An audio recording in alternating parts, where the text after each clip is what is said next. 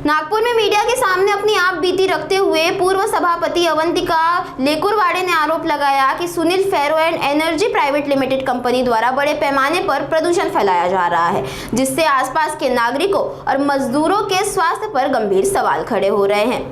उनके अनुसार कंपनी में सुरक्षा और पर्यावरण नियमों की अनदेखी की जा रही है, जिसके चलते कई कर्मचारी बीमार हो चुके हैं। एक दुर्घटना में मजदूर की मौत होने का भी दावा किया जा रहा है। महाराष्ट्र प्रदूषण नियंत्रण बोर्ड की रिपोर्ट का हवाला देते हुए कंपनी पर वेस्ट मैनेजमेंट एक्ट 2016 और पर्यावरण नियमों के उल्लंघन के आरोप लगाए गए हैं।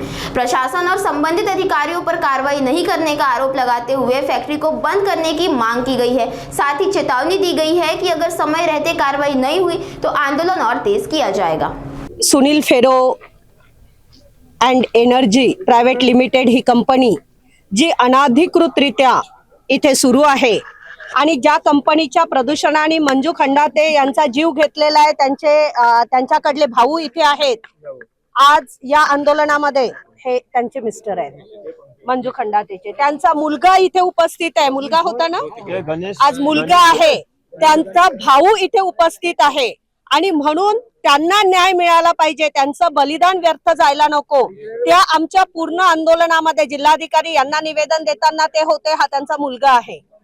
आणि एवढेच नाही तर एक त्यांचं नाव डवरे, कृष्णाजी डवरे यांचा या कंपनीच्या गाडीमुळे ऍक्सिडेंट झाला, ते पंगू होऊन पडलेले आणि एक वर्कर, त्याचं नाव काय, लखन मारबते, तो देखील श्वसनाच्या त्रासामुळे अतिशय बिमार अवस्थेमध्ये आहे। आणि अशा प्रकारे म्हणजे किती लोकांचे बळी पुन्हा ही कंपनी घेणार आहे। जर ही कंपनी पालकमंत्री महोदयांचा आदेश मानत नाही, ही कंपनी खासदार साहेबांचा आदेश मानत नाही, महाराष्ट्र पोल्युशन बोर्ड हे आदेश मानत नाही, आज इथे पोल्युशनचा रिपोर्ट कंपनीच्या विरोधात आहे, नदीच्या पाण्याचा, कन्हान नदीच्या पाण्याचा रिपोर्ट या कंपनीच्या विरोधात आहे। आणि एवढं सगळं असताना एवढंच नाही तर 2016चा हजार्ड वेस्टेज जो ऍक्ट आहे 2016 आणि संशोधन 2019 हे त्या नियमाच्या विरोधात ही कंपनी इथे सुरू आहे। याच्या मागे क तीर्थक्षेत्राचं पुरातत्व विभागाचं 250 वर्ष जुनं मंदिर आहे, त्या मंदिरात भाविक येणं बंद झालेले आहे। म्हणजे इथले शेतकरी परेशान आहे, इथले गावकरी आरोग्याने ग्रस्त आहे, एवढेच नाही तर भाविक परेशान आहे, त्यांच्या श्रद्धेसोबत खेळला जात आहे। या कंपनीतील वर्कर बिमार आहेत, त्याच्यामुळे एक जीव गेला आणि एक जीव जाता जाता वाचला, पण तोही बेडला खिळलेला आहे। आणि अशा परिस्थितीतही जर ही कंपनी सुरू आहे तर नेमका दोष कोणाचा आणि या कंपनीचा बाप कोण आहे, हा फार मोठा प्रश्न आम्हाला पडलेला आहे। की या भागातले तहसीलदार, एसडीओ हे याच्यावर ऍक्शन का घेत नाही, ही कंपनी सुरूच कशी राहू शकते, हा प्रश्न गावकऱ्यांच्या समोर आहे। आणि त्यामुळे तीव्र आंदोलन, आज तर आम्ही कंपनी बंद करणारच, परंतु इकडून इकडे आंदोलन अधिकाधिक तीव्र होत जाईल जर प्रशासन आणि शासन जर कायद्याच्या चौकटीत राहून काम करत नसेल तर मग जनतेसाठी फक्त कायद्याचे बंधन का।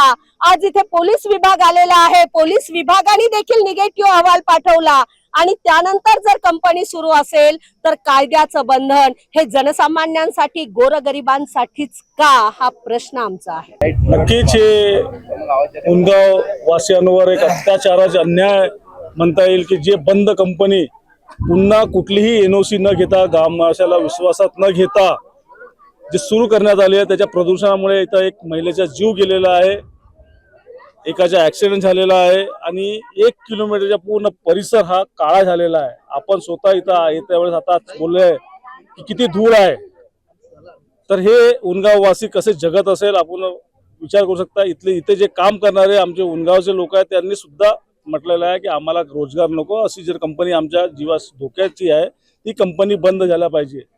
परवा या दिवशी जी नियोजन भवनमध्ये मीटिंग झाली त्यामध्ये सन्माननीय पालकमंत्री स्वतः उपस्थित होते, जिल्ह्याचे सर्व अधिकारी उपस्थित होते। त्या उपस्थितीमध्ये गावकऱ्यांना बोलून त्यांचे समस्या ऐकून पालकमंत्र्यांनी स्वतः आदेश केलेले आहे की कंपनी बंद झाल्या पाहिजे आणि पूर्ण मानक, पोल्युशनचे पूर्ण मानक जोपर्यंत हे पूर्ण करत नाही तोपर्यंत सुरू करायची नाही, असं स्पष्ट आदेश दिल्यानंतर ही कंपनी सर्रासपणे सुरू आहे।